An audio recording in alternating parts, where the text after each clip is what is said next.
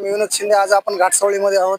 या ठिकाणी जरोड पासून तेलगाव पर्यंत या महामार्गाचं काम सुरू असून या ठिकाणी काय नागरिक आहेत, त्यांच्या काही समस्या आपण जाणून घेऊया.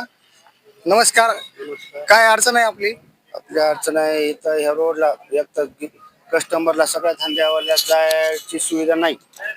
आणि जे एल जे लेकरं असतात त्या धुरवळ्याने ते नुसतं खोकला म्हणजे त्यांच्या त्या सर्द्या खोकल्या त्यांना दुखणे आले. आहेत रस्त्याविषयी धुळीचा लय मोठा त्रास आहे. 2-3 वेळेस तरी पाणी मारण्यात यावं, इतका धुळीचा त्रास आहे. नुसतं खांदून ठेवलाय, काम तर काहीच नाही.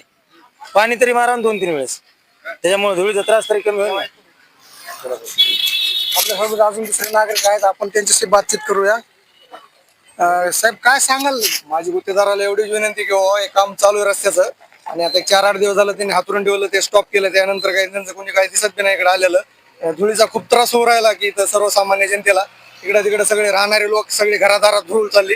पाणी कधी मारतात कधी नाहीत मारत, कधी 2 टाइम कधी 1 टाइम. ते भोपळे साहेब कोण ज्याने गुत्तेदार असेल त्यांनी थोडं लक्ष द्यावं, एवढीच विनंती. नाही तर काम बी माडवलं जाईल. पुन्हा काय बोलल्या पुन्हा त्याला जबाबदार तेच राहतील. सर्वसामान्य जनतेने जर काम अडवलं किंवा आम्हाला धुळीचा त्रास होतोय, तर मग ते गुत्तेदार त्याला जबाबदार राहतील. स्टँडवरल्या लोकांनी जर काम बी माडवलं की ठेकाण्यामुळं.